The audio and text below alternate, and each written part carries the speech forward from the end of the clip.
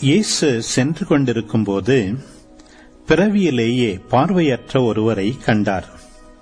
ரபி, இவர் பார்வையற்றவராய் பிறக்க காரணம் இவர் செய்த பாவமா, இவர் பெற்றோர் செய்த பாவமா என்று இயேசுவின் சீடர்கள் அவரிடம் கேட்டார்கள். அவர் மறுமொழியாக, இவர் செய்த பாவமும் அல்ல, இவர் பெற்றோர் செய்த பாவமும் அல்ல. கடவுளின் செயல் இவர் வழியாக வெளிப்படும் பொருட்டே இப்படி பிறந்தார். பகலாயிருக்கும் வரை என்னை அனுப்பியவரின் செயலை நாம் செய்ய வேண்டியிருக்கிறது. இரவு வருகிறது, அப்போது யாரும் செயலாற்ற இயலாது. நான் உலகில் இருக்கும் வரை நானே உலகின் ஒளி என்றார். இவ்வாறு கூறிய பின் அவர் தரையில் உமிழ்ந்து உமிழ்நீரால் சேறு உண்டாக்கி அச்சேற்றை பார்வையற்றவருடைய கண்களில் பூசி, நீர் சிலோவாம் குளத்துக்கு போய் கண்களை கழுவும் என்றார். சிலோவாம் என்பதற்கு அனுப்பப்பட்டவர் என்பது பொருள்.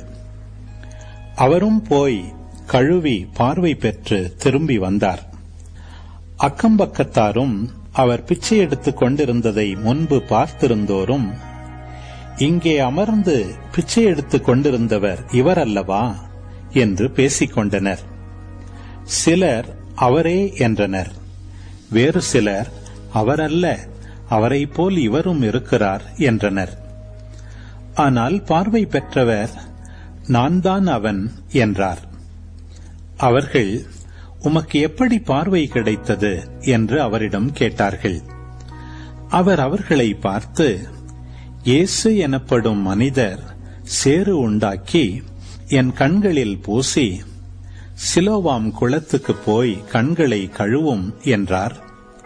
நானும் போய் கழுவினேன், பார்வை கிடைத்தது என்றார். அவர் எங்கே என்று அவர்கள் கேட்டார்கள். பார்வை பெற்றவர் எனக்கு தெரியாது என்றார். முன்பு பார்வையற்றவராய் இருந்த அவரை அவர்கள் பரிசேயரிடம் கூட்டி வந்தார்கள். இயேசு சேறு உண்டாக்கி அவருக்கு பார்வை அளித்த நாள் ஓர் ஓய்வு நாள். எனவே எப்படி பார்வை பெற்றாய் என்னும் அதே கேள்வியை பரிசேயரும் கேட்டனர். அதற்கு அவர், இயேசு என் கண்களில் சேறு பூசினார், பின் நான் கண்களை கழுவினேன், இப்போது என்னால் பார்க்க முடிகிறது என்றார். பரிசேயருள் சிலர், ஓய்வு நாள் சட்டத்தை கடைபிடிக்காத இந்த ஆள் கடவுளிடமிருந்து வந்திருக்க முடியாது என்று பேசிக் கொண்டனர். ஆனால் வேறு சிலர், பாவியான ஒரு மனிதரால் இத்தகைய அருமடையாளங்களை செய்ய இயலுமா என கேட்டனர். இவ்வாறு அவர்களிடையே பிளவு ஏற்பட்டது. அவர்கள் பார்வையற்றிருந்தவரிடம், உனக்கு பார்வை அளித்த அந்த ஆளை குறித்து நீ என்ன சொல்கிறாய் என்று மீண்டும் கேட்டனர். அவர் ஓர் இறைவாக்கினர் என்றார் பார்வை பெற்றவர். அவர் பார்வையற்றிருந்து இப்போது பார்வை பெற்றுள்ளார் என்பதை அவருடைய பெற்றோரை கூப்பிட்டு கேட்கும் வரை யூதர்கள் நம்பவில்லை. பிறவியிலேயே பார்வையற்றிருந்தான் என நீங்கள் கூறும் உங்கள் மகன் இவன்தானா? இப்போது இவனுக்கு எப்படி கண் தெரிகிறது என்று கேட்டார்கள். அவருடைய பெற்றோர் மறுமொழியாக, இவன் எங்களுடைய மகன்தான், இவன் பிறவியிலேயே பார்வையற்றவன்தான். ஆனால் இப்போது எப்படி அவனுக்கு கண் தெரிகிறது என்பதோ, யார் அவனுக்கு பார்வை அளித்தார் என்பதோ எங்களுக்கு தெரியாது. அவனிடமே கேளுங்கள். அவன் வயது வந்தவன்தானே, நடந்ததை அவனே சொல்லட்டும் என்றனர். யூதர்களுக்கு அஞ்சியதால்தான் அவருடைய பெற்றோர் இப்படி கூறினர். ஏனெனில் இயேசுவை மெசியாவாக ஏற்றுக்கொள்ளும் எவரையும் தொழுகை கூடத்திலிருந்து விலக்கிவிட வேண்டும் என்று யூதர்கள் ஏற்கனவே தங்களிடையே உடன்பாடு செய்திருந்தார்கள். அதனால் அவருடைய பெற்றோர், அவன் வயது வந்தவன்தானே, அவனிடமே கேட்டுக்கொள்ளுங்கள் என்றனர். பார்வையற்றிருந்தவரை யூதர்கள் 2ஆம் முறையாக கூப்பிட்டு அவரிடம், உண்மையைச் சொல்லி கடவுளை மாட்சிப்படுத்து. இம்மனிதன் ஒரு பாவி என்பது எங்களுக்கு தெரியும் என்றனர். பார்வை பெற்றவர் மறுமொழியாக, அவர் பாவியா இல்லையா என்பது எனக்கு தெரியாது.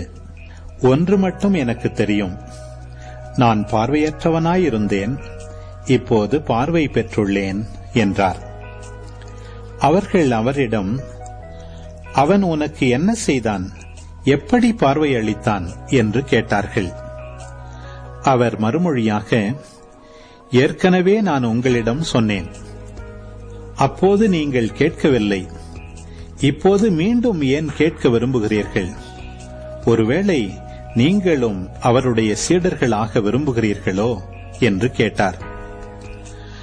அவர்கள் அவரை பழித்து, நீ அந்த ஆளுடைய சீடனாக இரு, நாங்கள் மோசேயின் சீடர்கள். மோசேயோடு கடவுள் பேசினார் என்பது எங்களுக்கு தெரியும், இவன் எங்கிருந்து வந்தான் என்பதே தெரியாது என்றார்கள். அதற்கு அவர், இது வியப்பாயில்லையா?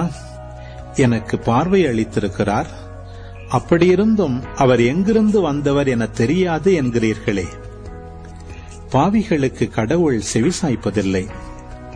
இறை பற்றுடையவராய் கடவுளின் திருவுளப்படி நடப்பவருக்கே அவர் செவிசாய்க்கிறார் என்பது நமக்கு தெரியும்.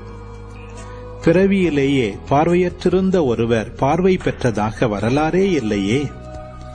இவர் கடவுளிடமிருந்து வராதவர் என்றால் இவரால் எதுவுமே செய்திருக்க இயலாது என்றார். அவர்கள் அவரை பார்த்து, பிறப்பிலிருந்தே பாவத்தில் மூழ்கி கிடக்கும் நீயா எங்களுக்கு கற்றுத்தருகிறாய் என்று சொல்லி அவரை வெளியே தள்ளினர். யூதர்கள் அவரை வெளியே தள்ளிவிட்டதை பற்றி இயேசு கேள்விப்பட்டார். பின் அவரை கண்டபோது, மானிட மகனிடம் நீர் நம்பிக்கை கொள்கிறீரா என்று கேட்டார். அவர் மறுமொழியாக, ஐயா, அவர் யார் சொல்லும், அப்போது நானும் அவரிடம் நம்பிக்கை கொள்வேன் என்றார். இயேசு அவரிடம், நீர் அவரை பார்த்திருக்கிறீர், உம்மோடு பேசிக் கொண்டிருப்பவரே அவர் என்றார்.